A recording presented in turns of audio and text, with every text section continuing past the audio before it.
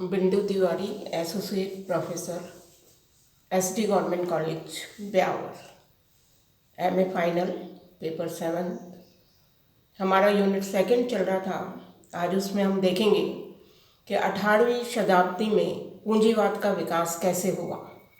देखिए, अब तक हमने 18वीं शताब्दी में अंग्रेजों के आगमन के साथ ही आर्थिक नीति में क्या क्या परिवर्तन आए, भारत की आर्थिक स्थिति पूर्व में कैसी थी और उनके आगमन से क्या परिवर्तन हुआ, इसके बारे में मैंने आपको जानकारी दी। आज हम देखेंगे कि उनके आने से भारत में पूंजीवाद का विकास कैसे हुआ। ये आप जानते हैं कि भारत में आत्मनिर्भर ग्रामीण अर्थव्यवस्था थी। हमारे यहाँ लंबे समय तक वही अर्थव्यवस्था चली आ रही थी। राजनीतिक परिवर्तनों के पश्चात भी उस अर्थव्यवस्था में किसी भी प्रकार का कोई परिवर्तन नहीं आया, किंतु जैसे ही अंग्रेज आए हम एक नवीन अर्थव्यवस्था को देखते हैं जिसको हमने नाम दिया है पूंजीवादी अर्थव्यवस्था। देखिए, इतिहास की गति द्वंद्वात्मक होती है और अतीत के अच्छे तत्व विवर्धन से नहीं, गुणात्मक परिवर्तन से ही विकसित होते हैं, उसी में प्रगति आती है। सहयोग और सामाजिक अस्तित्व के उच्च स्तरीय रूप ऐसे पुराने तत्वों के परिणात्मक तत्वों के विस्तार से नहीं वरन उनके विघटन से उद्भूत होते हैं। कहने का तात्पर्य ये है कि हम ग्रामीण आत्मनिर्भरता को, हमारे जो ग्रामीण अर्थतंत्र था, जो हमारे ग्राम थे जिनमें स्वपर्याय अपनी सारी आवश्यकताओं की पूर्ति करने की शक्ति थी, उनका पूंजीवादी व्यवस्था के आने से विघटन हो गया। किंतु इस पूंजीवादी व्यवस्था के आने के साथ ही हमारे यहाँ पर संयुक्त एकीकृत भारतीय अर्थात राष्ट्रीय अर्थव्यवस्था जो थी उसका विकास हुआ। तो इस तरह से पूंजीवादी का विकास भारत के गांवों के विघटन की नींव पर रखा गया। तो अब कभी कभी प्रश्न ये उठ जाता है कि क्या जो ग्रामों का विघटन था वो आवश्यक था या गांव में किसी और तरह से व्यवस्था कर पूंजीवाद का विकास नहीं हो सकता था। ऐसे कई प्रश्न हैं जो हमारे सम्मुख आते हैं, पर कई बार हम देखते हैं कि नवीन व्यवस्था का गठन करने के लिए हमको पुराने तत्वों को विघटित करना पड़ता है, फिर उन पुराने तत्वों को हम किसी और रूप में विकसित कर सकते हैं। एक बार जैसे मैंने अभी आपको कहा कि सामाजिक अस्तित्व और उच्च स्तरीय रूप ऐसे जो पुराने तत्वों के परिणात्मक तत्वों के विस्तार से नहीं वरन उसके विघटन से उद्भूत होते हैं। ये सत्य है कि गांव के अर्थतंत्र के पूंजीवादी रूपांतरण की प्रक्रिया में ग्रामीण सहयोग की भावना का अंत हो गया, लेकिन इस रूपांतरण की ऐतिहासिक प्रगतिशील इस बात में निहित है कि इसने आत्मनिर्भर गांव के पार्थक्य को समाप्त कर दिया, उनकी अर्थव्यवस्था को संयुक्त कर दिया, एकीकृत भारतीय अर्थात राष्ट्रीय अर्थव्यवस्था का अंग उन्होंने ग्रामों को बना दिया।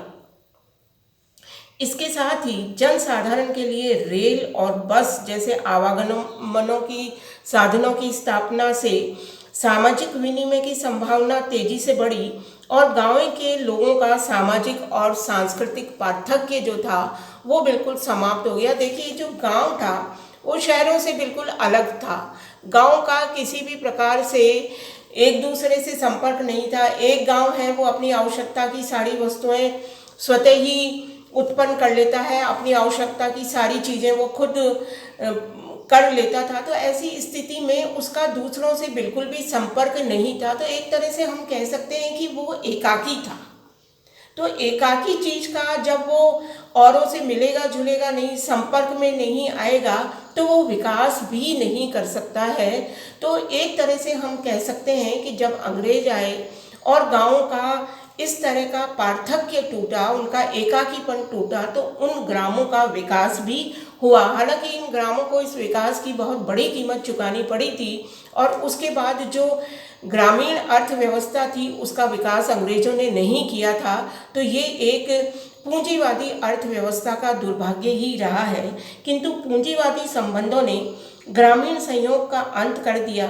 इनके आपसी सहयोग का उद्देश्य आत्मनिर्भर ग्रामीण अस्तित्व की सुरक्षा और उसका संपोषण था। इसलिए आत्मनिर्भर गांव जो थे वो एक दूसरे से जुड़े हुए थे। एक गांव जो था वो अलग रहकर अपना अस्तित्व को बनाए हुए थे, किंतु इन गांवों को उच्च स्तरीय राष्ट्रीय या अंतर्राष्ट्रीय एकात्मकता का इन गांवों में अभाव था।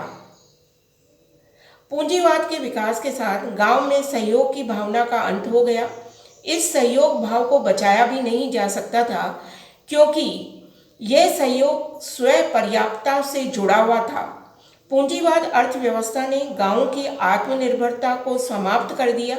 इसने राष्ट्रीय अर्थव्यवस्था का संगठन और देश के पैमाने पर सहयोग का रास्ता तैयार किया। देश के एकीकरण के पहले भारतीय जनजीवन अनेक गांवों में बिखरा हुआ पड़ा था। अब ये जो गांव थे और इन गांवों में आपस में सामाजिक आर्थिक विनिमय नहीं के बराबर था, इसलिए इनका कोई सम्मिलित स्वार्थ नहीं था।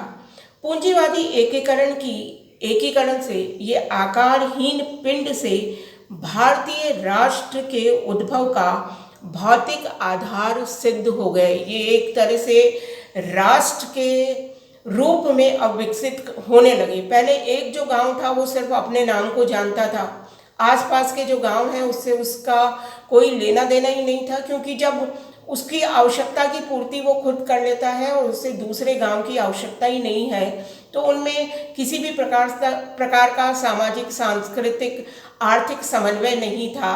तो ऐसी स्थिति में पूंजीवादी व्यवस्था के आने से जो ग्रामीण अर्थव्यवस्था थी, उनकी आत्मनिर्भरता थी, वो तो खत्म हो गई, किंतु जो ये गांव बिखरे पड़े हुए थे वो गांव जो थे वो एक राष्ट्र के रूप में विकसित होने लगे।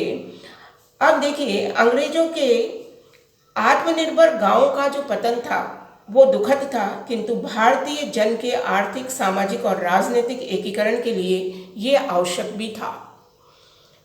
भारत का अंग्रेजों के समय भारतीय कृषि के राष्ट्रीय रूप और महत्व का जन्म तो हुआ, लेकिन ये बहुत संपन्न और समृद्ध नहीं हो सका।